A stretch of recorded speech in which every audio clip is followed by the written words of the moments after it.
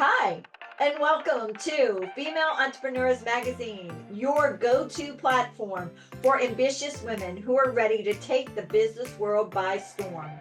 I'm your host, Angel France, and each week we'll dive into the latest strategies, stories, and success secrets from the most inspiring female entrepreneurs around the world. Whether you're just starting out or scaling up, this is your space to connect, learn, and grow alongside a community of trailblazing women who, just like you, they are making their mark in the world of business. From personal branding to powerhouse marketing, from leadership to lifestyle tips, we've got you covered. So get ready to ignite your passion, fuel your purpose, and unlock your potential with Female Entrepreneurs Magazine. Let's make this journey together and turn your entrepreneurial dreams into reality. Welcome to the Real Female Entrepreneurs. Today, our guest has spent over 20 years captivating audiences with her voice, but now she's on a mission to help others just like you find theirs. As a seasoned performer, she's a singing facilitator who connects people to their innate voice, empowering them to speak and move with confidence. We all need that from you. Yes.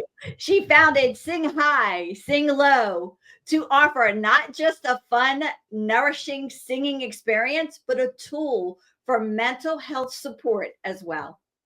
As a proud member of the Natural Voice Network, she believes singing is everyone's birthright, a powerful way to unite people across all ages and all backgrounds.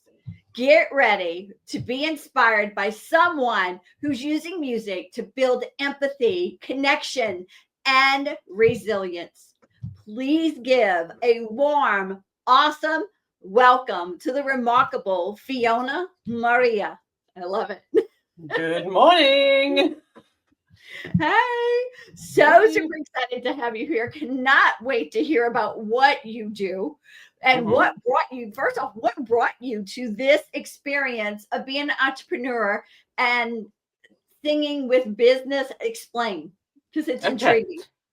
Well, I've been a performer through my adult life, one way or another. I was a performer with my ex-husband. We had a duo, and then when that kind of we parted ways, I thought, oh, well, there goes my singing and my performing. But actually not. I sort of pivoted. I had young kids, I needed to work school hours. I couldn't be working late nights in, clubs and everything. So I pivoted and I started doing a lot of work with seniors and in aged care, using music and performance and singing as a therapy tool, as a tool for cognitive development and just combating loneliness, connecting people. And that was very rewarding, very successful, very necessary. And then as I kind of continued down that path, it kind of came into my awareness that there are a lot of more people, not just in that context, but in so many contexts that would benefit from reconnecting with their voice and then connecting with other people that way. So I thought, oh, well, what other contexts can I take this type of work into? And so that led me to explore other contexts. And one of them is, for example, mums and bubs singing. So focusing on perinatal mental health and bringing women with small children in singing together, which is beneficial for mothers and babies. So we can talk about that a bit more.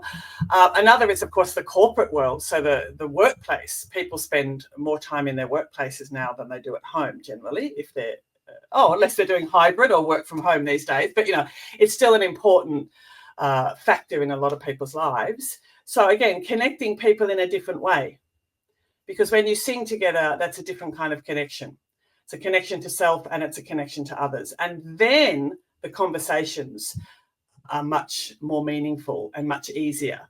So basically, I've just sort of step by step kind of said, oh, what about this context? And of course, then there's community work where working out of community centres and getting all kinds of groups together to meaningfully and quickly come together using our singing voices, which is actually what humans have done through our evolution. We've always done that.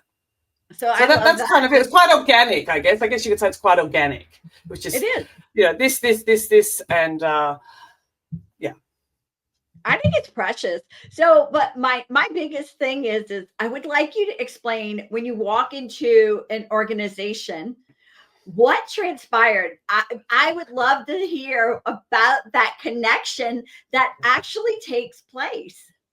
So it depends if the people in the room or the group know they're going to be singing or don't know they're going to be singing. Okay, so sometimes it's like, hey guys, we're doing a workplace wellness thing. We've got someone come, we're going to do some singing, it'll be fun. Don't worry. Like, if you're not sure, just come and check it out. And we get together and firstly, so many people say, I can't sing, right? Yeah. Now, I find that very interesting because generally in life, and particularly in business, we try and overcome our I can't mindset. If there's an I can't, you kind of, it's a bit of a red flag, and you sort of might look at that and go, well, am I being honest? Can I really not? Can I at least try? Can I do it in some capacity? Like, holding I can't is not helpful for us, Mm-hmm. There's that whole thing of I can't yet, I can't yet. But somehow with singing, it's okay to say, oh, no, I can't sing. And everyone, oh, yeah, no. So, of course, people will say that, and that's understandable. And the reason they say that is actually valid. It's not just people being, what's the word, precious.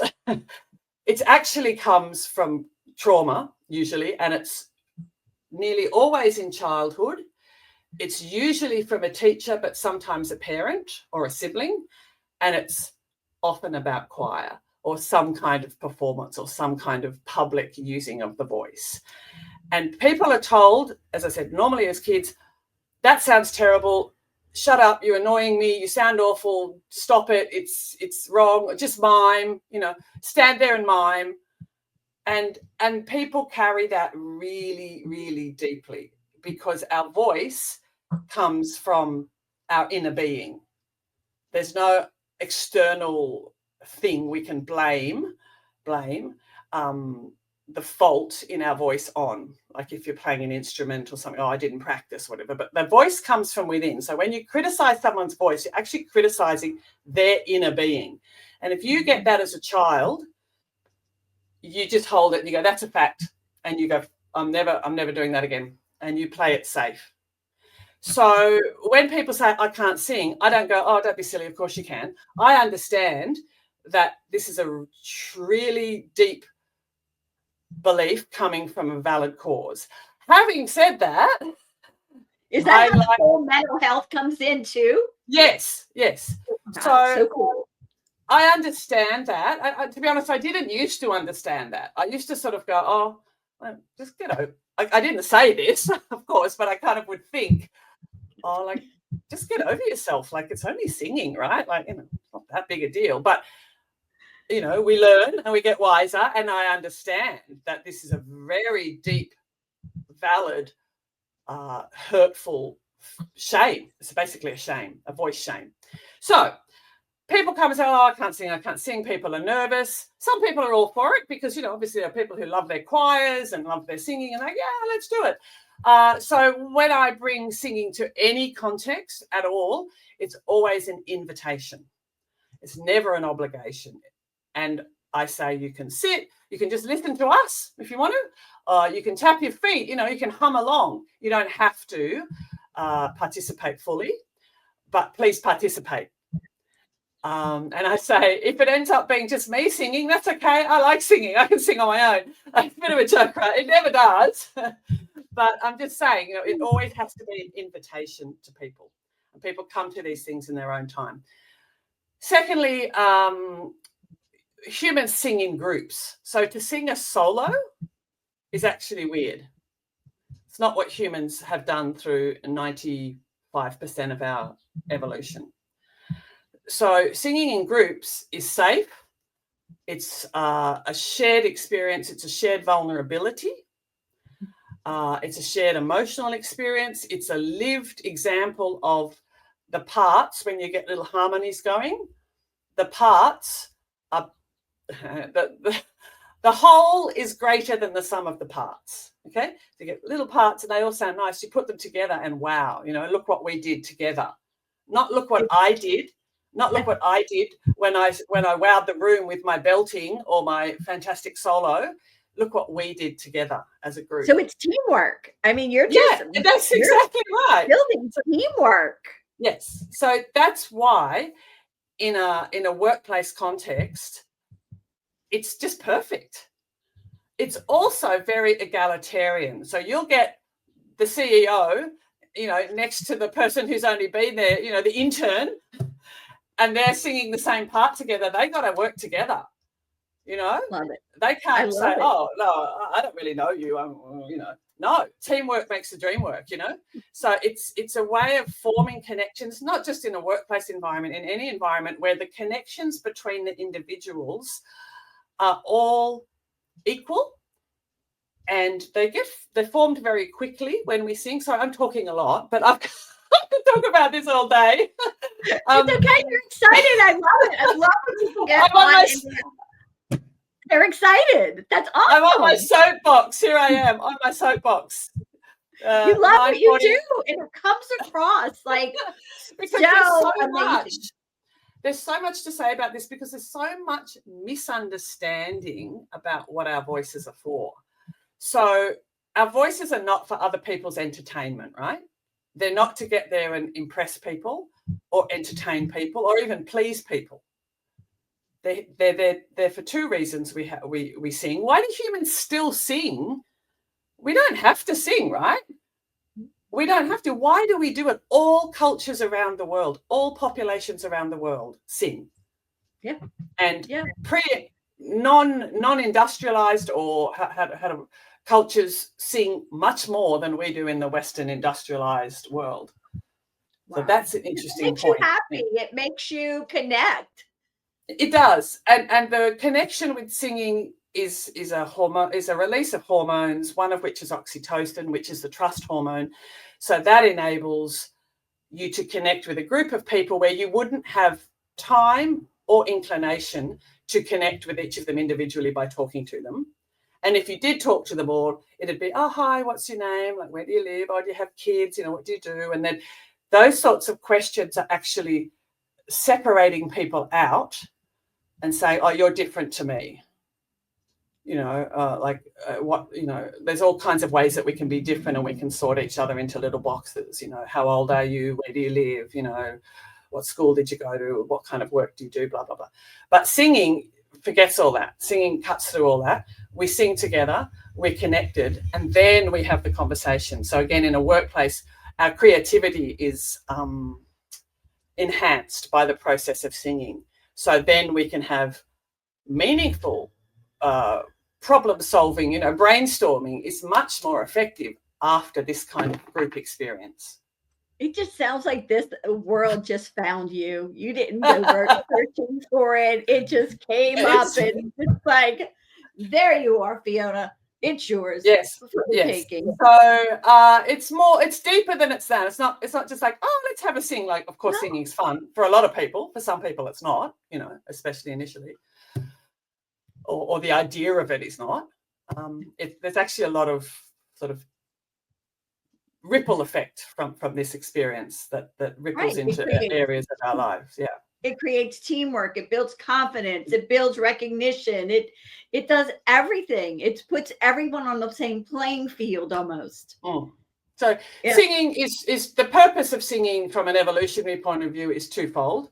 One is what we were just talking about, connecting people. So the group that sings together fights together, looks out for each other, cares for each other, and that's a survival tactic for early humans. And the other one is, So you make me think of Snow White, like them singing, and they're building their team together. I love that. Yeah. Well, there's a reason why the army sing and football fans sing together, and schools, and anyway. And the other reason, and just quickly, the other reason, so one is group cohesion, and the second one is self-regulation. So the connection between our voice and our vagus nerve and our parasympathetic nervous system. Your own voice is the safest thing your brain knows. So when your brain hears your own voice, it goes, oh, yeah, I know this is a good person. If your brain doesn't do that, that's the result of trauma. Okay, there are some people who have had such difficult experiences that actually the sound of their own voice isn't calming to them and isn't safe. But for most people within a pretty wide sort of band of human experience, our voice is the safest thing for us. And that's why when you're distressed, you will often talk to yourself out loud. Where did I put my car keys? I can't find my keys. I'm going to be late. This kind of what are we going to have for dinner? Yeah, because literally the sound of your brain, the sound of your voice makes your lizard brain, not your, developed function, but your lizard brain, ancient brain go, oh, this person's okay. I can relax with this person. And then when you sing or even just hum, it's a regular, predictable, short and sweet is the best. We don't need complicated. We don't need 6 verses. We don't need, Don McLean's American Pie with so many amazing words, which is amazing in a different way. That I'm not for a moment invalidating fantastic singer-songwriters and performers and all that. That's a perfectly wonderful separate experience. But for humans in our as we've evolved, the simple songs that we can that's why nursery rhymes still exist, and we can hum this to ourselves and we calm ourselves. You can't hyperventilate. You can't when you're singing. You have to breathe, So all these is self-regulation, anti-anxiety, stress relief, mood enhancing as an individual and also as a group. So I'm going to go back and make you laugh. Okay. So we raised my husband's grandson, who's now 25. However, so he was in choir and he wanted to be, we had gone to Vegas and we had seen like the ventriloquists and everything. And he wanted to be a ventriloquist. So he would stand in the back because he was real tall. He would stand in the back and he'd mouth the words. And he got in trouble for it because they said he wasn't singing. He's like, I was singing. I'm practicing being a ventriloquist. He needs a little dummy with him. He needs a little. There are special circumstances, but ventriloquism apart, normally mouthing the words doesn't do much for a person's self-esteem. So how do you balance the demands of running a business and your family life? Well, I'm fortunate. I've been able to expand this business as my kids have gotten older.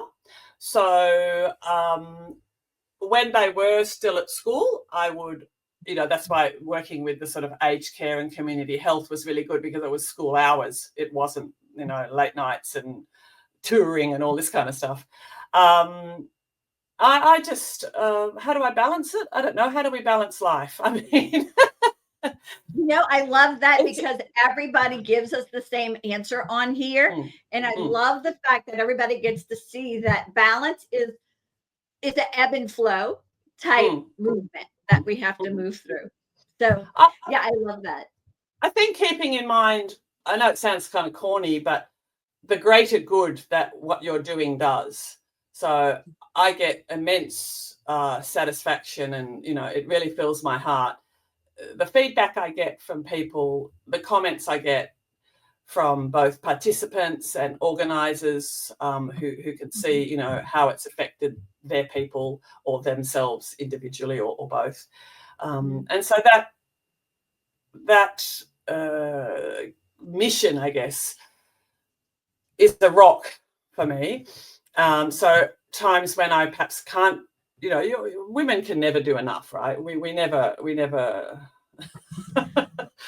show me a woman with a family who's going, yeah, I got it, all good. So when inevitably you can't.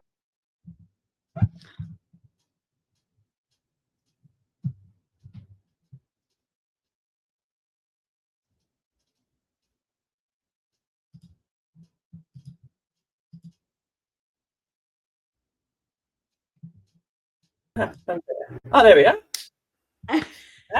Magic. Yes. So having that mission as your kind of foundation, inevitably when you feel you can't give what you want to the business, or you can't give what you want to the family or your aging parents or your social circles or the charities and activism that you might want to do, you have to remember that just by doing what you do, you're doing good, and you're making a valid contribution. And we can only do so much as one person, right? Yep, I love it. All right, so you've been in business for over 20 years. What would you tell somebody who might be struggling as a female entrepreneur? Be compassionate with yourself. Don't buy into. Pardon? I said sing a little. Yeah. Go for a walk and sing to the trees, and you'll feel a lot better. I mean, look, just don't buy into the, can I say, BS? Yes.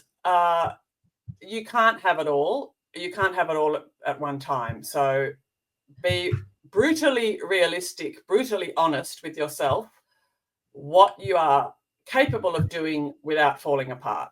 And that is across your business, your family, or your social life, or other areas of your life that are important to you. And just keep going. Just don't stop.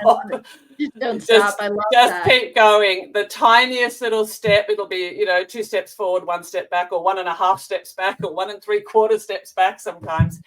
Keep going. Don't be disheartened. And that's it. I love it. So now going back, everything you've learned, okay? Let's go back to your 18-year-old self. Do you mind giving your 18-year-old self some advice? It's going to be okay. It's going to be okay. And what you thought was going to happen most likely won't, but other better things will come your way. So don't lose faith. Just keep going. Same. Do what you do. Make a realistic assessment. That's what we do. Make a realistic assessment with the knowledge and the situation you're in and your options, and don't be hard on yourself. I love that. All right. What about, is there one key strategy or a tip or something that you've used that actually helps scale your business that you think would help somebody? You can't beat networking in an organic, authentic, manageable way. So just, I guess, owning what you do authentically, so that when you're talking about it, you communicate that. And therefore, any conversation, really, anyone you meet, could be someone you're sitting next to on the bus, or could be the CEO of some big company that you met at some function or something. You can communicate what you do authentically, and that's sowing seeds. And you've got to sow a hell of a lot of seeds.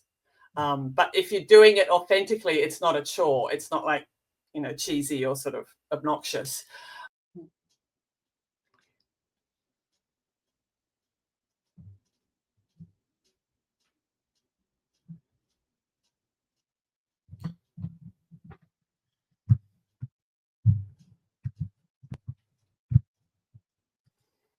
Your device keeps disconnecting, I think, but that's okay. But I love it. Yeah. So keep sowing seeds from a place of authenticity. That's my. Okay. Awesome. I love it. I love it. If you had superpower for one day, just 24 hours, what would you want it to be? Oh, I've been asked this before. I'd like to. I don't know. I'd like to be able to fly, because then I could just go places really quickly. And where would you go?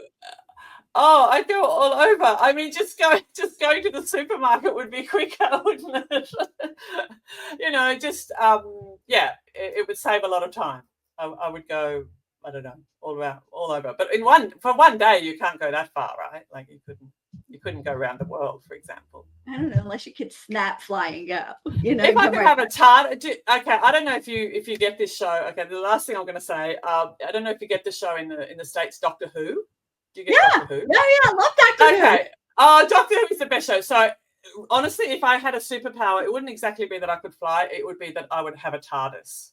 Look, see, I think you need to be Doctor Who, the female Doctor Who. If you had the TARDIS, life would be sorted. All right, real quick, your favorite book. Oh, my favorite book. I can't give you a favorite. I read like a crazy thing. I don't read. I love reading. I read a lot. I can't even give you one favorite book. Your favorite song? Okay, one of my favorite songs ever is Kate Bush, Wuthering Heights. Oh, okay. That's awesome. That's awesome. What about a quote? Love Kate Bush. A quote? This is when I'm supposed to drop a pearl of wisdom, isn't it? I don't know. There's no. I don't have a quote. So, what is the best way for people to connect with you? Probably on my socials. So Instagram at @SingHighSingLow, and from there you can see my link tree with links to my other options. Yeah, please connect. I love that. I love that. Sing high, sing low. That is just so cute. It really is. Sing when your mood is high. Sing when your mood is low. Oh, I like that.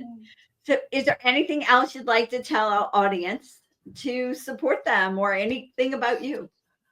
Oh, I would just like to say, be compassionate to yourself, and that includes to your voice. Don't expect it to be the same as a professionally trained, studio-enhanced person. We need to come together now more than ever.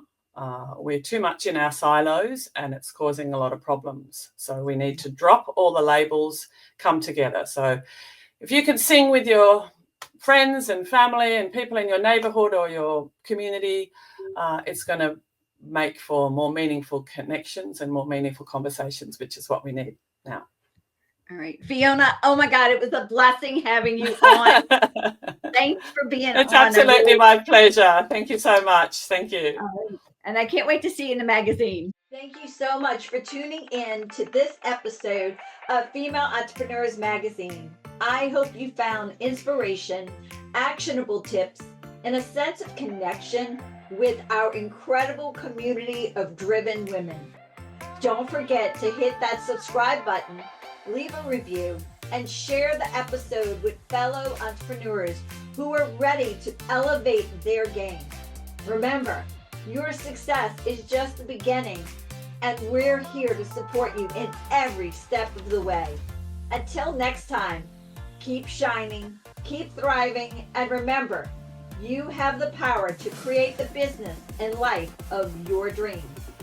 Stay inspired, and I'll see you in the next episode. Bye.